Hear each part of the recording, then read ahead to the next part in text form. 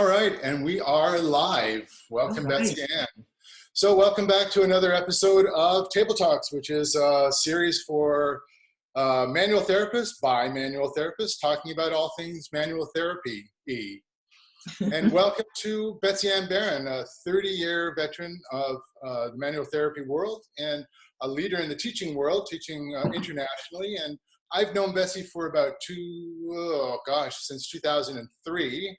Yep. You know, we brought our seminars together I'm going to just admit that we started our seminars together at about 2005 with the Canadian Massage Therapy Magazine Expo. I think that was it.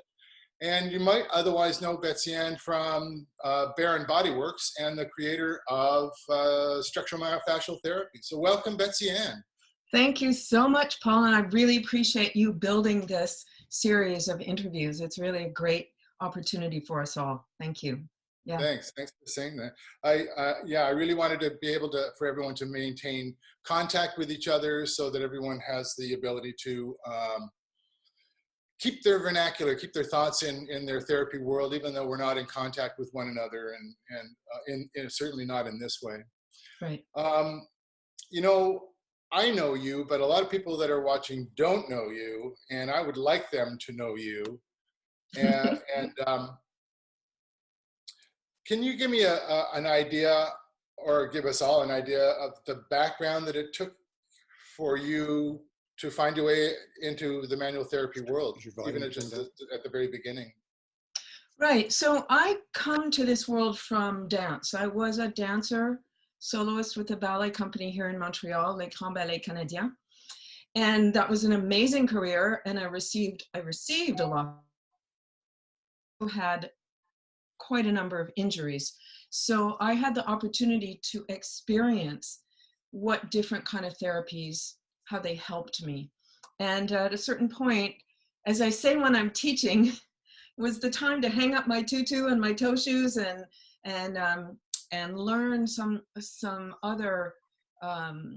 learn about something else, take the time to study. And I came into massage therapy and I immediately fell madly in love with it. I felt like, how lucky am I to find a second passion to, so immediately with dance. So I started studying massage therapy, which interestingly opened the world of understanding body from the inside out. Because as a dancer, you really learn from the outside in. I mean, you learn steps and movements, and you learn how really to do what people are asking you to do without really learning the anatomy and the physiology of how it all happens. And so in massage therapy, I got to begin to study from the inside out and combine what I'd known for practically my whole life already. So in studying that, there are all sorts of different continuing education situations that we find ourselves into, which I just loved, and there's so much out there. So what do we learn, and how do we hi Tiana, hi everybody. It's so nice to see all these nice names coming up on the screen. Yeah. So I kept learning more and more and figuring, okay, how am I going to put this all together? What fits where and when and for whom? And then came that course that I call the AHA course. We hopefully all have those AHA moments. Yeah. And this was the first myofascial course I took early in I think it was 2000 or something, with an American man named George Kuselius, who has a curriculum called Core Myofascial Therapy.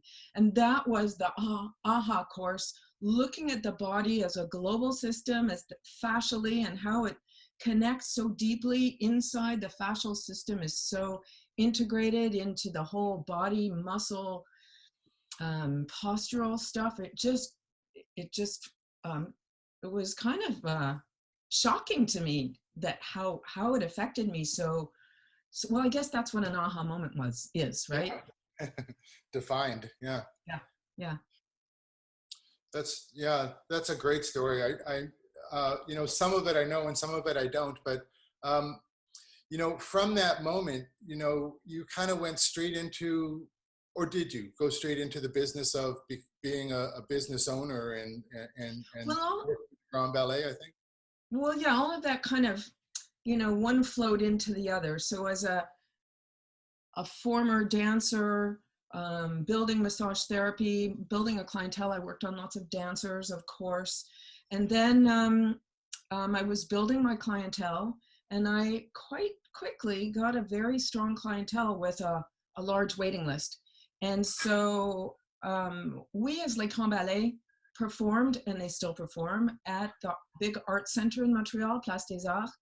And I had the opportunity to rent a clinical space. I mean, a space I turned into my clinic, my first clinic, so that I was able to hire like-minded massage therapists to be able to serve the clientele that was wanting the kind of work I did. And we were, you know, on the same page. I would do little in-services with the massage therapists, so we were all knowing what the other ones were doing and sharing back then. And but as a business owner, I didn't know what to do. I just did stuff that made sense, and it was exhausting.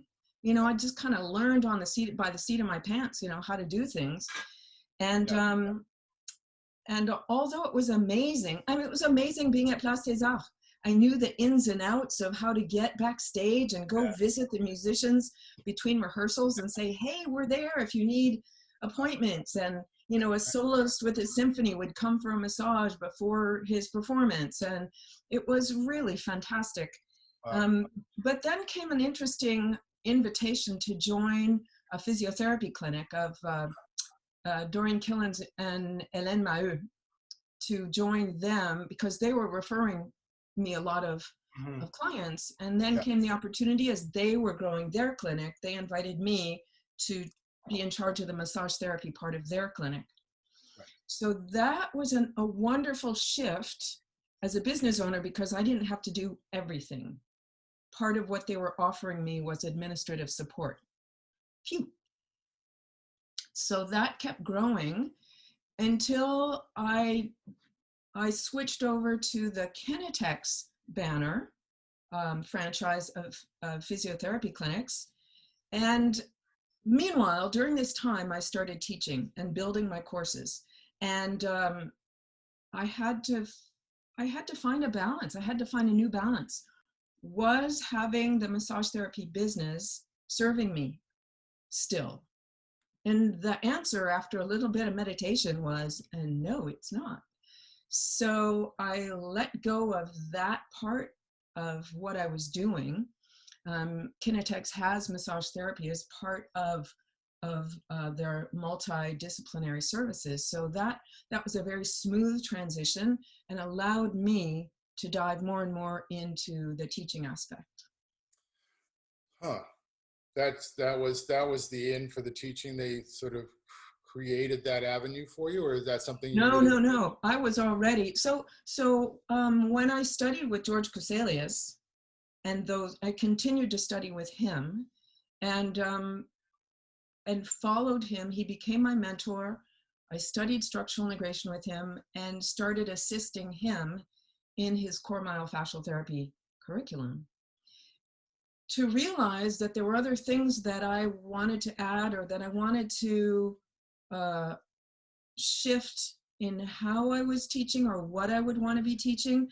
And that was really the springboard for me moving from core myofascial therapy to what I call structural myofascial therapy. So it's a myofascial therapy vision with a structural balance to it. Right.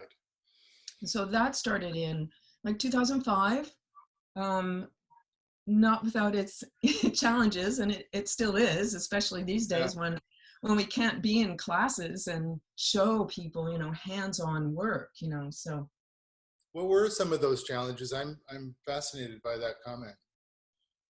Well, knowing who to contact to build your courses so that people get to hear about you, because you believe, you know, I really believed, and I still believe in what I have to share. It's kind of like, how can I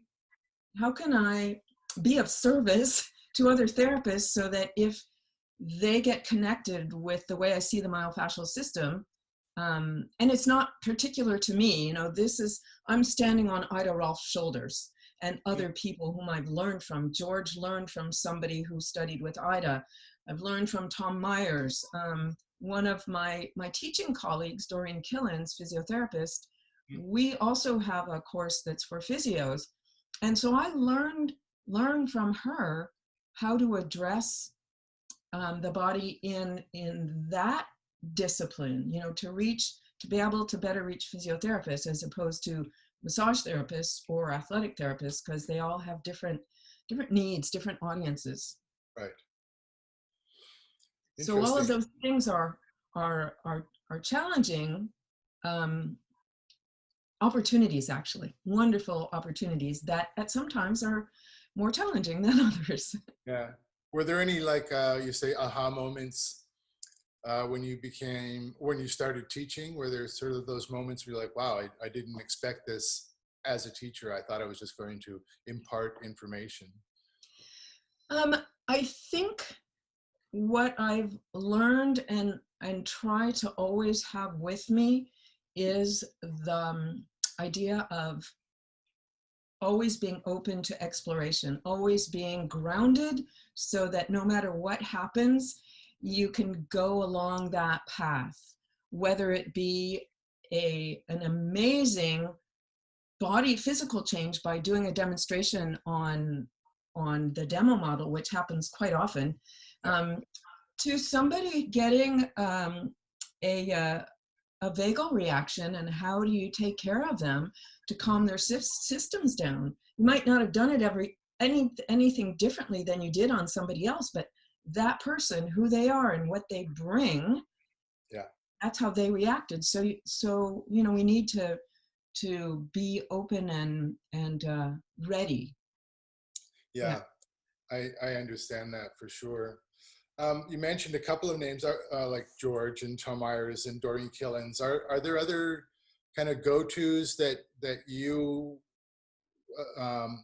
not so much just admire, because we all have those people, but I'm thinking of, are there people that some of the people watching can look to if they don't already know certain names, people that courses you've taken or books you've read?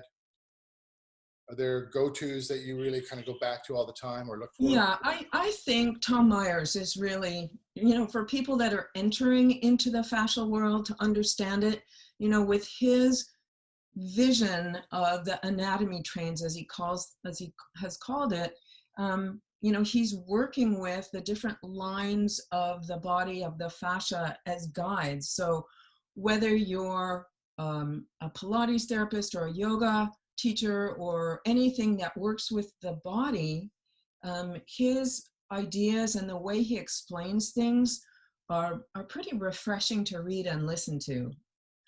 So I highly recommend his work. He actually has a 4th edition of his Anatomy Trains book coming out soon. Yeah. And so not only that, so people that are more fascia nerds, which I am, I'm a fashionista or a fasciaist or whatever. I mean, I know there's a whole lot of other work out there. You know, I'm not alone and I can't do everything, but in my fascial world, I offer something that other therapists don't. So, but in the fascial world, the Fascia Research Society has a wonderful series of webinars with our great fascia researchers that are really doing the research that helps us as clinicians to understand why what we do is working, or why what we're doing has not been working, and how can we look at a different way. Right. Who are some of those? I mean, aside from maybe Tom Myers, who would some Robert of these? Schleip. Robert Schleip. I'm just going to write them down so I can post all these names later. Yeah. People look up. Yeah, Robert Schleip. Robert Schleip and Carla Stecco. The Stecco family in Italy, they are amazing researchers, humble and brilliant. You know, they just want to offer the information out there. And Jean-Claude Gamberto, the man that made the video Strolling Under the Skin. Yeah. So that happened.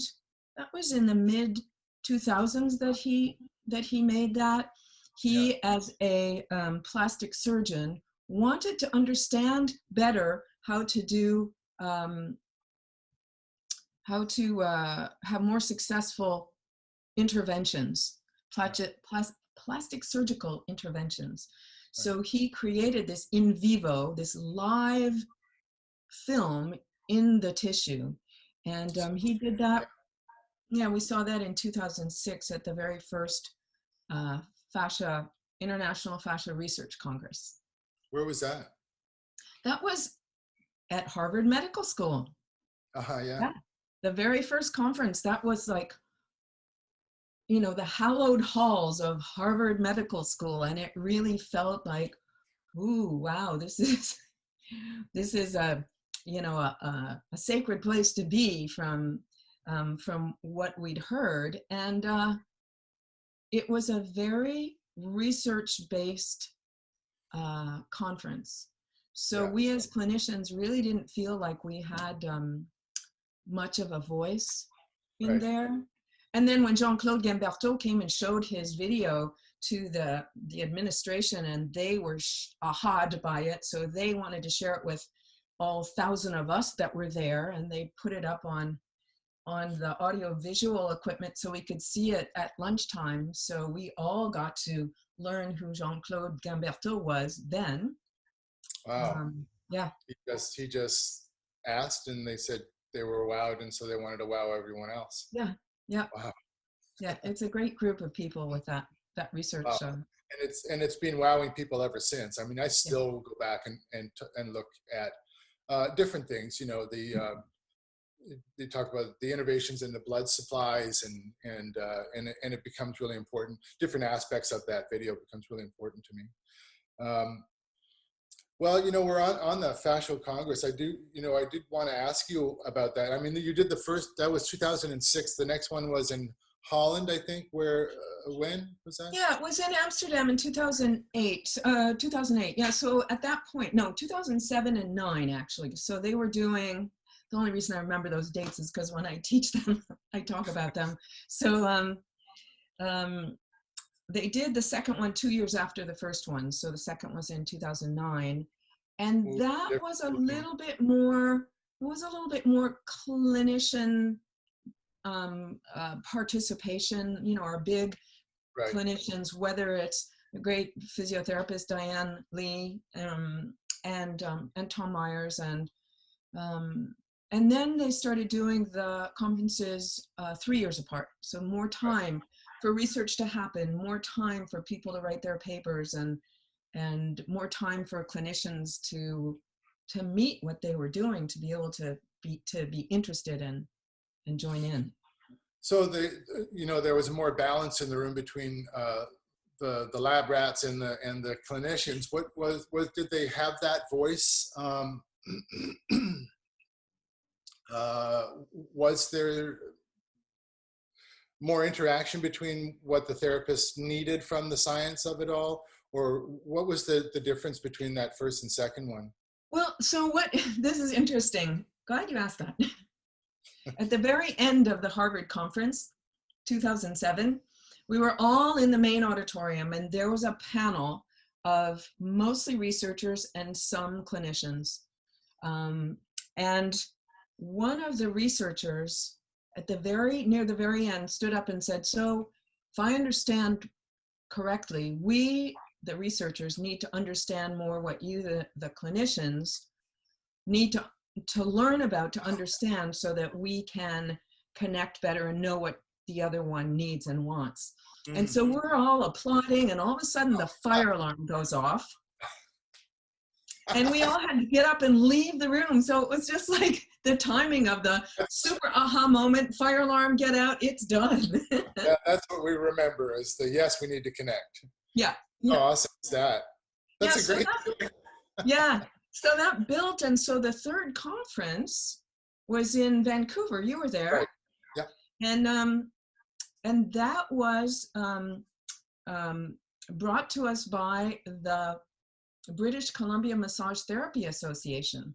Yeah. So we went from Harvard to another university in Amsterdam, to the British Columbia Massage Therapy Association as presenters.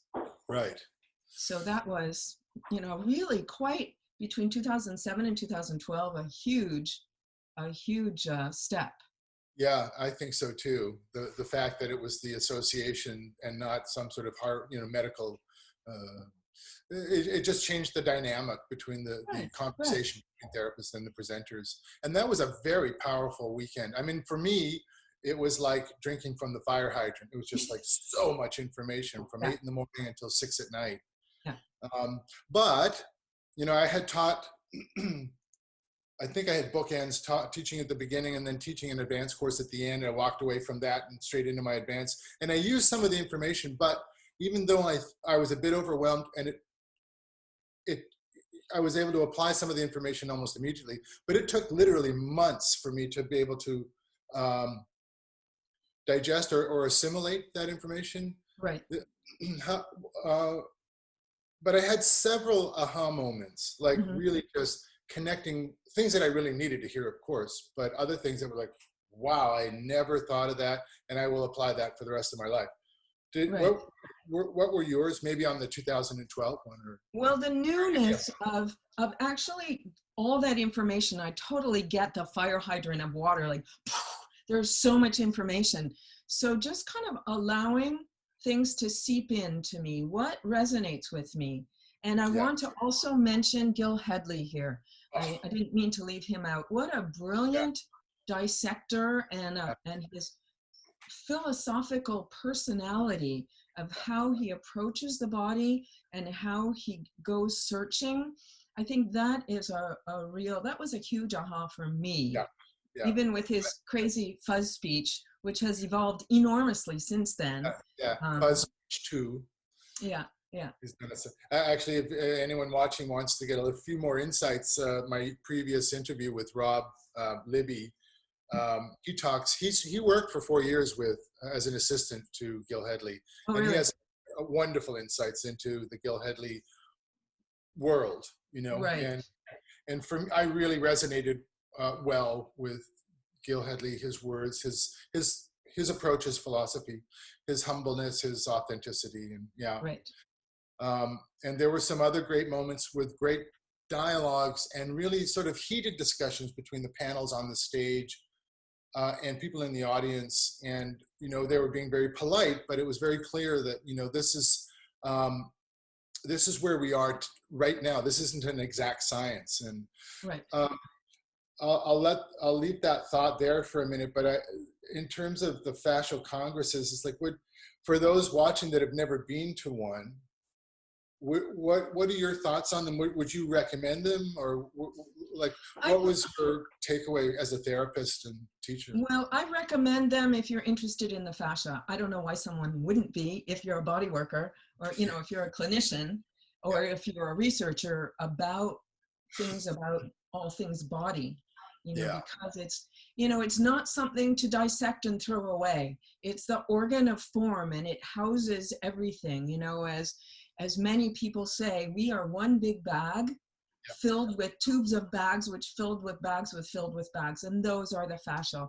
And then the muscle and the bones and all that fills that in. So it's not something to be dissected and thrown away. So that is, really a huge piece about going in there. There's a lot there. They're brilliant people having opportunity to share what they know. So the next one's in Montreal in September 2021. Yeah, coming up. They haven't, and I'll post that as well. They haven't started taking. I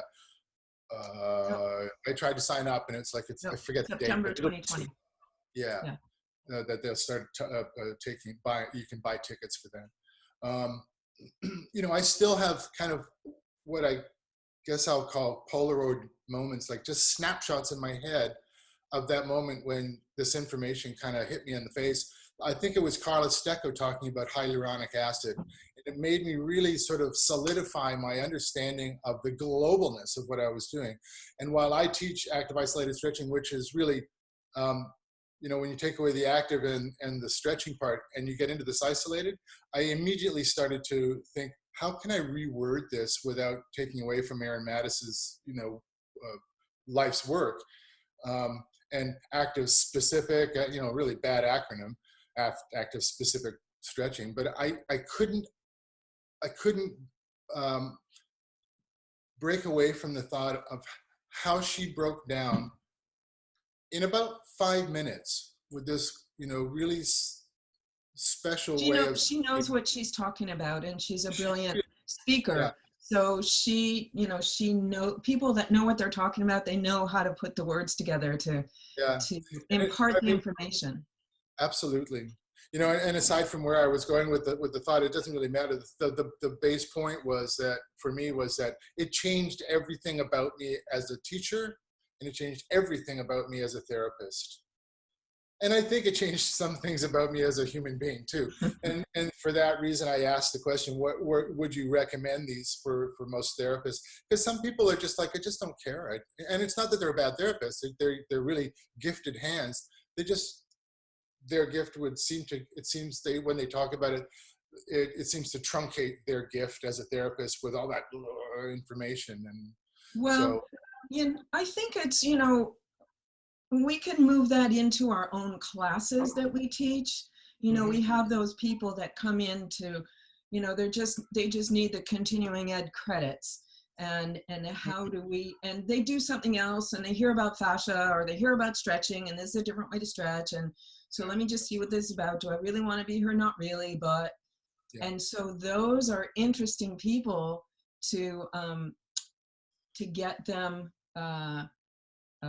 actively part of like the demos in the courses, and get them to participate in what it is they already know, and then do the link for what we're trying to teach. And then, I gotta say, 99.9% of the time, because we're not supposed to say 100% of the time, they become like followers and fans. Yeah. That engagement is kind of empowering, eh? So you're not just teaching something, you're really offering, and they have the option to, or they can choose to pick it up and do something with it. I like that thought. So I always talk about the fascial congresses, and that's where the question really came from. Is I wanted to hear your perspective on it. Did it teach?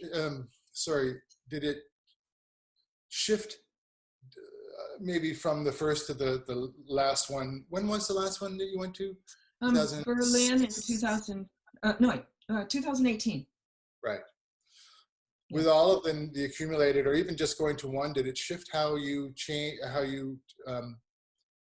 present as a teacher? I don't think that shifted how I present as a teacher. I think just teaching more and more, and understanding what is working and what's not, and being open to shifting, to not say, okay, I need to do it this way. It's too bad if they don't get it. No, you really need to be present, and this is working and that's working with this group. And I'm in front of another group, and oh, this isn't really quite working. What can I do to make it work for this group? Right. Yeah. So that's what, you hear at these conferences, the different ways that people speak, and the words that they use, and the kinds of presentations. So I suppose I learned from that what resonates with me. What would I like to bring into a way that I teach? Yeah, I think when I said it changed me somewhat as a human being, and maybe a teacher, was these people really owned it, and I knew that I needed to do some more homework before I felt really super comfortable, because it was just, at that point, it was just imparting knowledge about a technique. And over the next few years, and almost immediately started to evolve in how I taught. But you brought some other things, points up that I want to sort of step away from the conferences. We'll get back to that in a sec. But I can't remember what the point was that you had said that made me think, oh, I have a question. I'm going to go to more the clinical side of how you treat.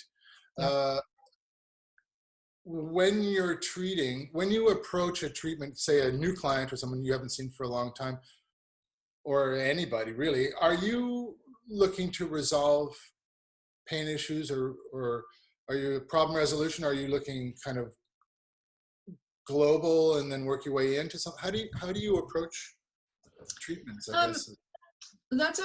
Thank you for asking that. Over the years, because I've been a body worker for almost 30 years now, so that definitely has evolved.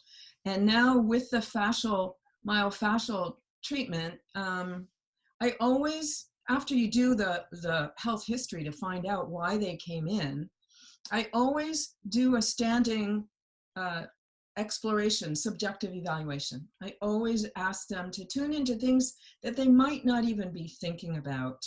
So, you know, people come to us because they need another set of eyes, and they definitely need what it is we do. And I was listening to a webinar of Tom Myers the other day, and I loved how he put it. He said, people have blind spots. So we're there to help them explore, discover their blind spots. And then within the blind spots have their blind spots. And that can be us as therapists, you know, that we think a particular way, and so we're missing something. And how do we find our own blind spots when we're helping our clientele? So I tend to go from the global to the specificity, to always return to a globality, so that the person remembers that they're a whole person and they're not just their shoulder that's hurting them. How do you go about doing that? How do you go about articulating that to your client? Like, is participation of the client imperative for you, or do they just receive a treatment, and you just take care of everything? Clients need to want to get better. So the kind of work that I do and the kind of work I teach is not like lie on the table, let me do it. Let me do what I need to do and then see you the next time. You know, it's really about, right? It's really about what we notice together after they say, you know, I have this shoulder pain, and okay, where are you standing? Where are you standing? How does your breath feel? And the stiffnesses or the other information they might get helps them to understand between sessions that, oh, every time I sit in this chair, I turn this way and my shoulder really hurts after a minute or two.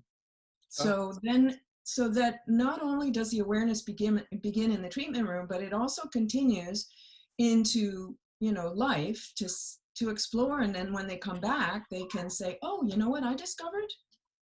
I mean, it's really interesting how few people really realize how what they do, their daily patterns, Right. are causing them problems.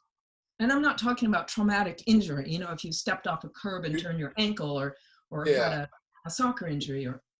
You're trying to create how do you do that? What's the, can you give me can you give away a state secret, a Baron secret?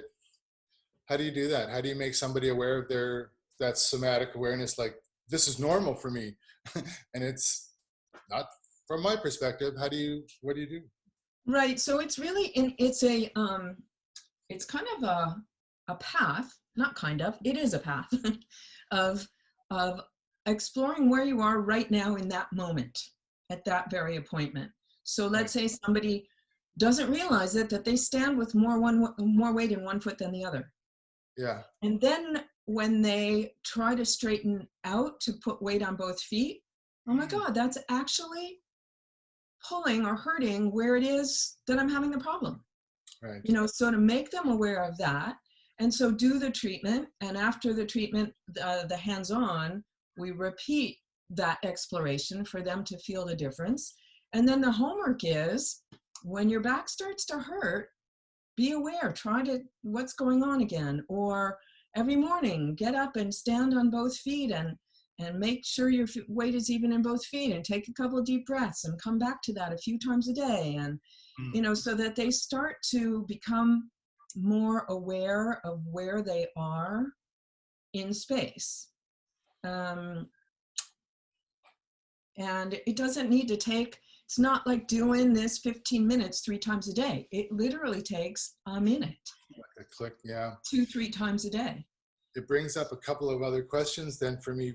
Like, one of the questions that I wanted to ask originally is, client participation. We kind of touched on that, but you're talking about creating an awareness in themselves that's you're trying to get them to unlearn or unthink what they think of as normal, to create a new space, just to be non-judgmental, get into the space, do certain moves that allow them to sort of enter into that space, accept where there's discomfort and stuff. Is that something that you teach?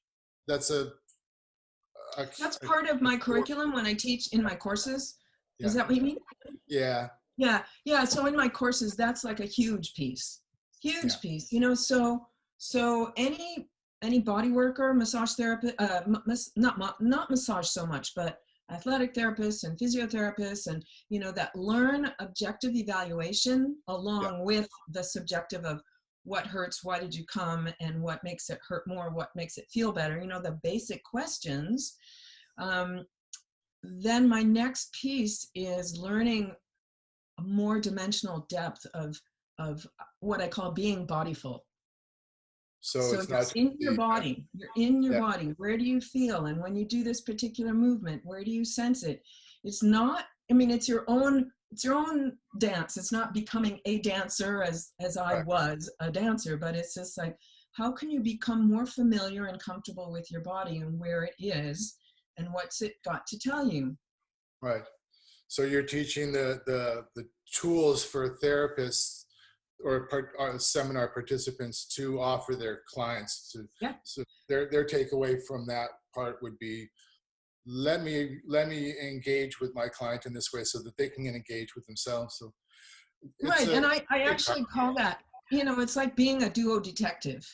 That's the term I use. You're both detectives. You know, you come in with whatever the problem is, whatever you're trying to figure out, and then you as a therapist has a certain amount of knowledge and education to help that person. And so you develop a duo detectiveness that also continues during the hands-on work. You know, because people say, wow, what is that? Is that a bone? I was like, no, this is muscle area. This is myofascial. And it feels like a bone. And then if I'm on the other side of the same tissue, but on the other side, what does this feel like? Right. So engaging them to be present during their hands-on treatment as well, so that, you know, that adds dimension to what they then bring into their daily life. Yeah, like, I'll meet you halfway. Let's do this together. I don't have the answers. Right. Cool. You said something earlier about the participation. So you're in treatment. One of the key elements for you is not just the assessment. I'll assess. I will make this well-educated guess. Let's get to work, and then you reassess. And like, is that an ongoing thing? Assess, work, reassess, work, reassess. Yeah. Yes. Yeah. Always. I kind of do that always, too, but yeah, always tuning in, because, you know, I've got to say, if I talk about massage therapists, we don't really learn more than to listen to what the person says. It hurts here and it hurts here. You might say, when does it hurt? But, or when does it feel tight? Or when does it bother you? And, but in this work, we're actually doing an evaluation, a physical evaluation of standing.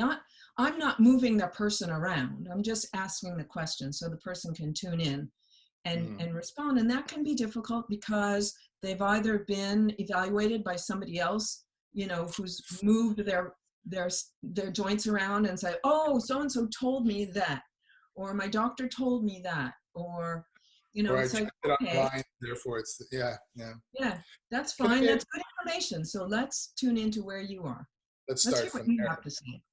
Yeah, let's meet you where you're at. It gives an opportunity for voice. Yeah, you've used that phrase before about meeting them where they're at. Mm-hmm. Can I ask you a bit more? You said something about listening.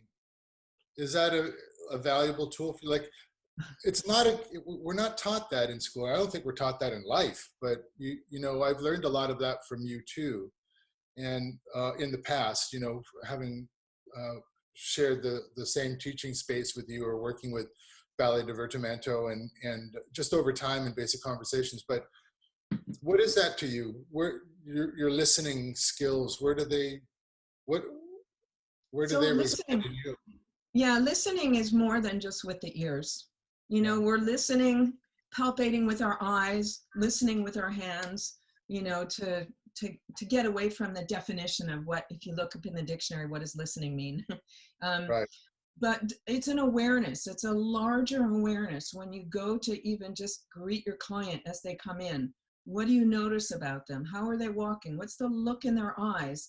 Um, how do they turn their head? You know, I often, when I go to get my client, you know, well, I haven't been in clinic for way too long, but, you know, put my arm around somebody to guide them, somebody that I know, and, you know, and they have a hard time turning their head. And so I'll just right away start asking them, and I'll change sides to see if, you Oh. know, if it's easier the other way. So Yeah. already starting to recognize that, and how do they get up and sit down in the chair while they're speaking, and so all of that, you're gathering information, so that when you are asking the questions, it helps formulate perhaps other questions than you never thought to ask or might not have thought to ask. Excuse me. I think that's really key. Like I imagine that you're making these assessments, non-judgmental assessments the second they come in, or hang up their coat, how they take off their boots, and all the stuff that's not on the confidential intake form. Right, right. So that's listening too, eh? Yeah, that is too. So then the questions that I ask once we've done the basic stuff, you know, the standing up piece, and, you know, I like to do it barefoot unless somebody has a real leg length discrepancy, you know, Yeah. and see what that feels like, and see how they react to standing, and see when you say stand in your familiar posture, Yeah. what does that mean to them? Right. Yeah.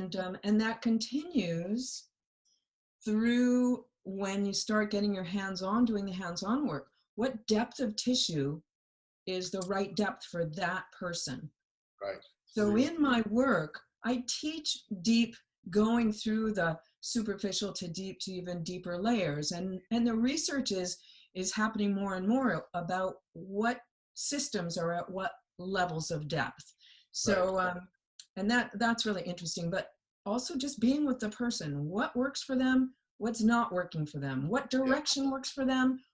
Do you need to change directions of doing something? So it stays really, really fresh. So you're listening to these. What are these telling you? And then speaking the words to the person as well. What does this feel like when I go this way? Or what does it feel like when I go that way? Yeah.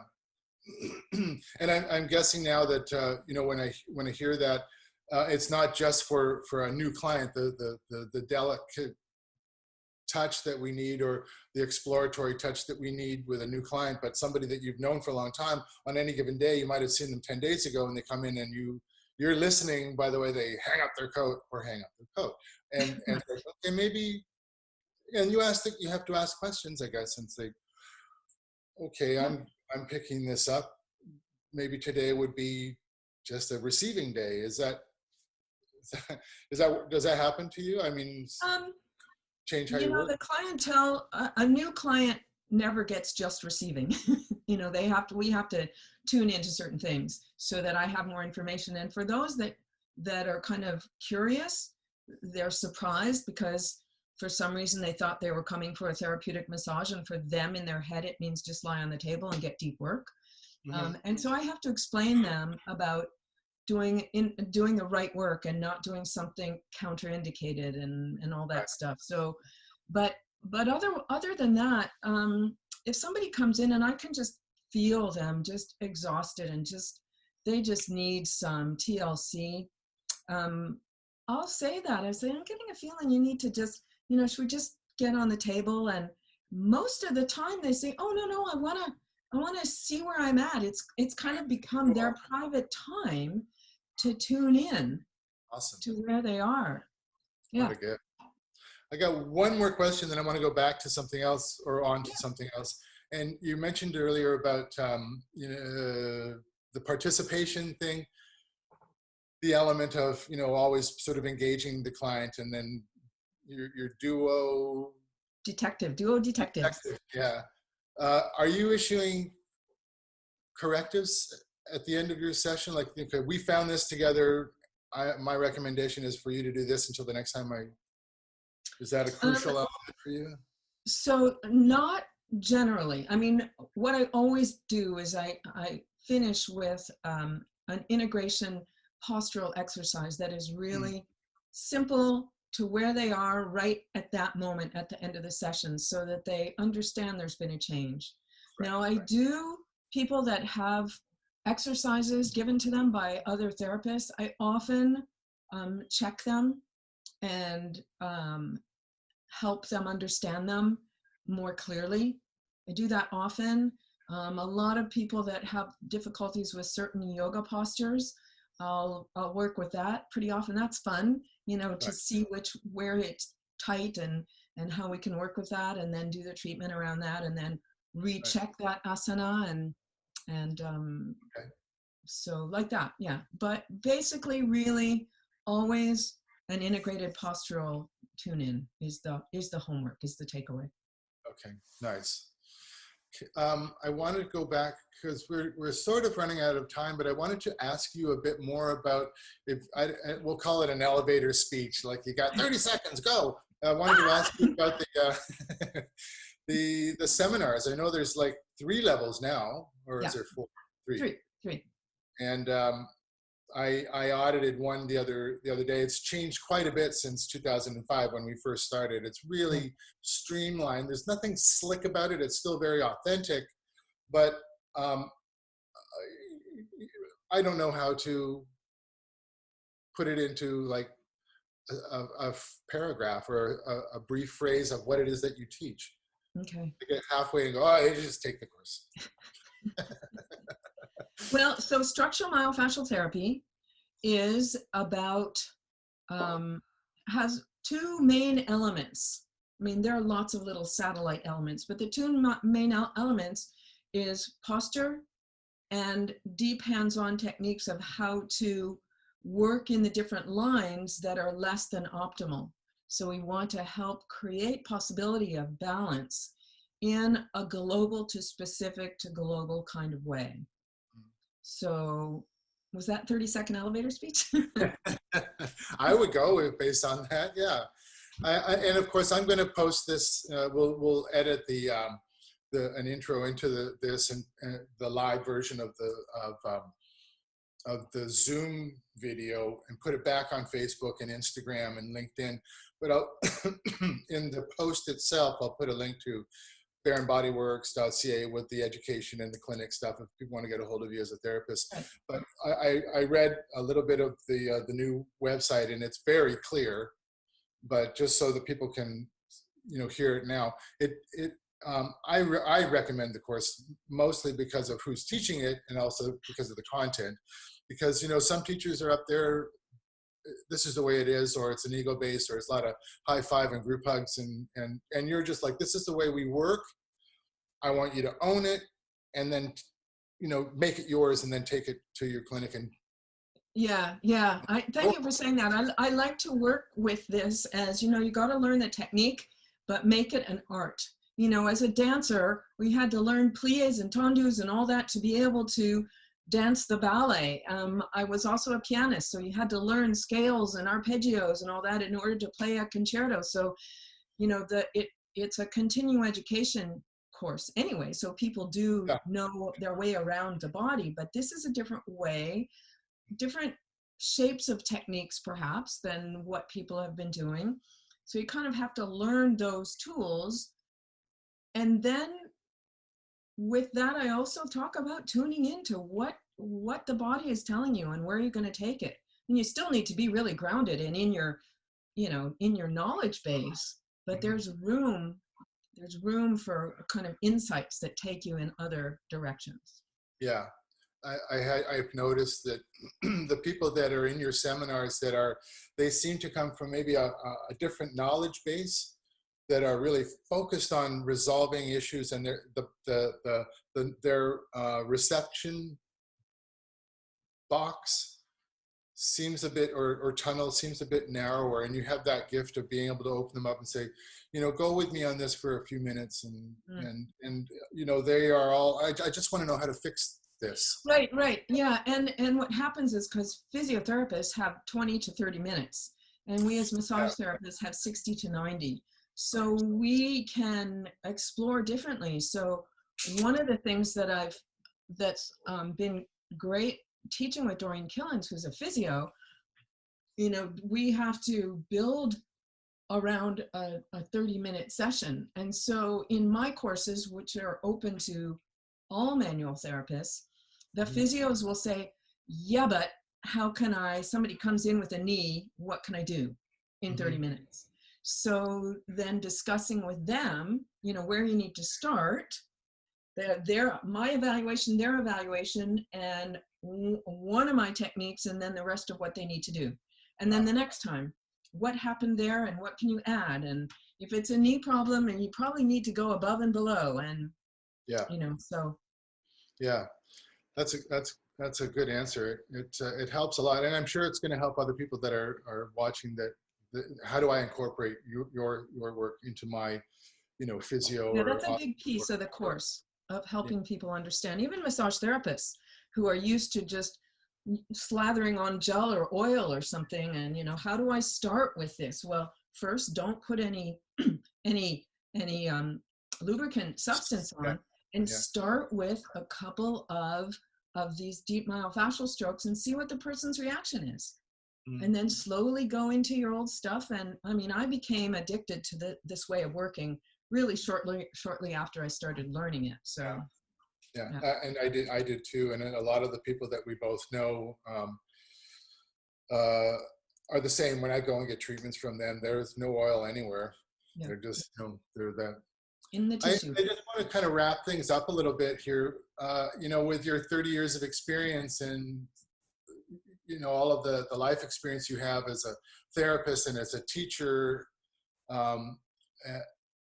if there was, you know, maybe just to impart to all therapists of all levels, and even the student therapists that are going to be watching, is there anything like a golden rule or a pearl of wisdom or a knowledge bomb that you can drop that to leave us with, that you kind of guide yourself or guides you in your therapeutic world?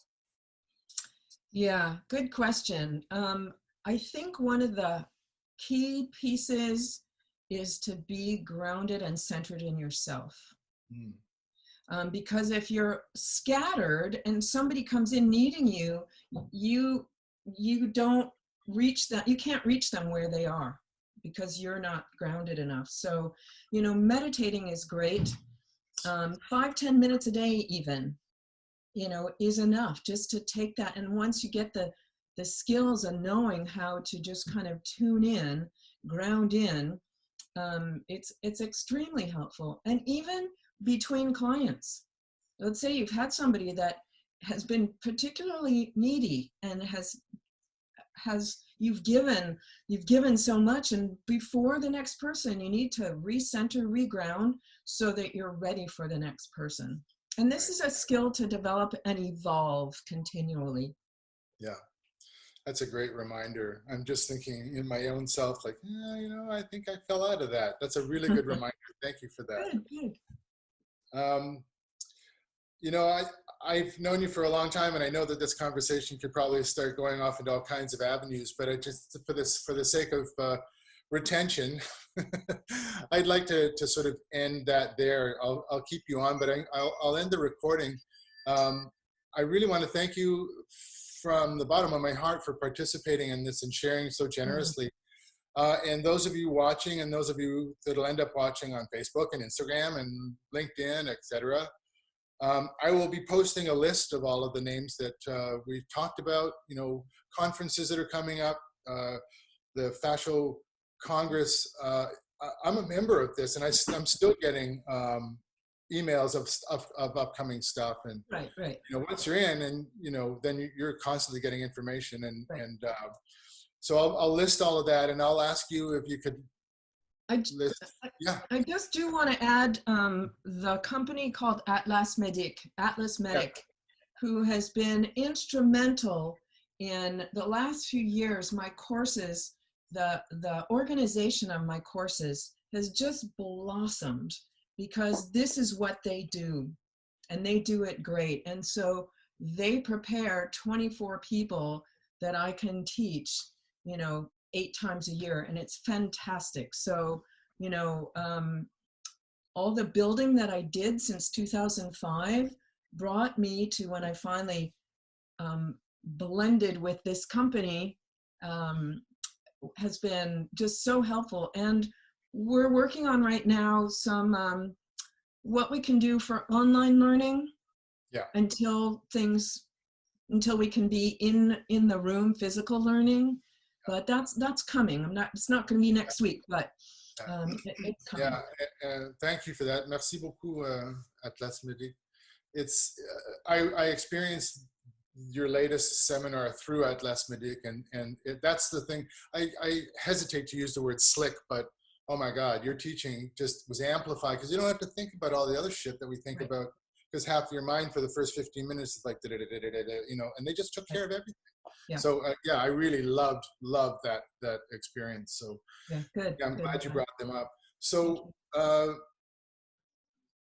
BetsyAnn Baron, everybody, thank you so much, Betsy. Thank you for joining us. Thanks for doing this, Paul. It was great. And if you just stay on for a few minutes, I'll end the recording and say thanks. And everybody, next Tuesday, I believe, I'm going to be online again with another person. I forget who it is. I think it's Doug Alexander. But I hope to see you then. Thanks. Bye.